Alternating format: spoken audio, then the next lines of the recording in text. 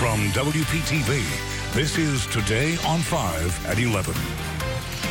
Also ahead, the right way to approach your kids about the signs of drugs and what they hear and see at school. We'll talk about that coming up next. Back to school means a time where many parents are facing that first conversation about drugs and alcohol with their kids.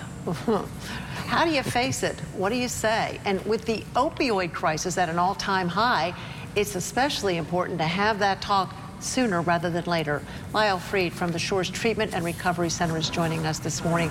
Whew, difficult conversation for a lot of parents, and I'm sure there are several approaches you can take. How do you decide what approach it is, or are there a couple you should be able to rule out right away? Well, there's a few things to rule out. One is trying to be cool. The other is trying to argue or win a debate with them.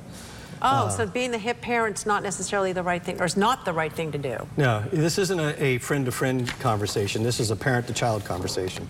Okay, and you don't want to, as you said, engage in some kind of big conversation of argument. You want to show that you care, that you're concerned, that it's about their well-being and your love for them.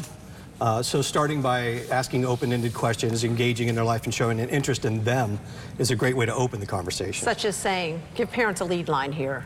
How you doing in school today? What's going on? You know, how's life? You know, is Bobby still coming around? You get a grunt, oh. Yeah. What happens then?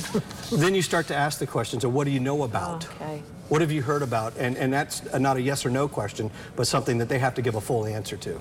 How do you talk about you and what you know about opioids and drug abuse and what your child knows? How do you approach that?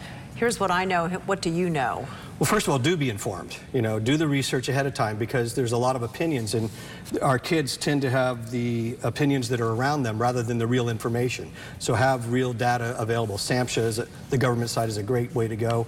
Also explaining that prescriptions, you know, securing your own medicine cabinet, explaining to them and having them maybe even talk to the doctor about what is safe and not safe to do with medication. And how do you find out and how do you learn what being involved with drugs or opioids or even drinking, how do you know what that looks like? And some people do know the drinking signs and things, but now with opioids and things like that, some parents may say, I wouldn't know if my kid took something. Yeah, there's a lot of different signs depending on the substance, but you look for suddenly withdrawn, secretive, sudden changes in mood, or their willingness to be engaged in activities.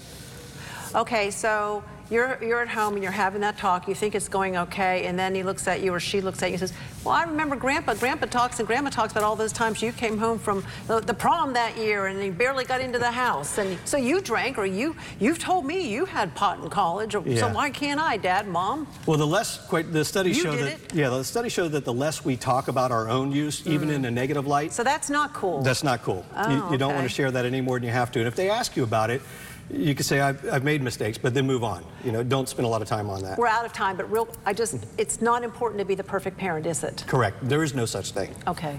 That's a good, thank you for ending it that way. That's a good note. You are not perfect and you don't need to be. Exactly. Lyle Fried, thank you so much.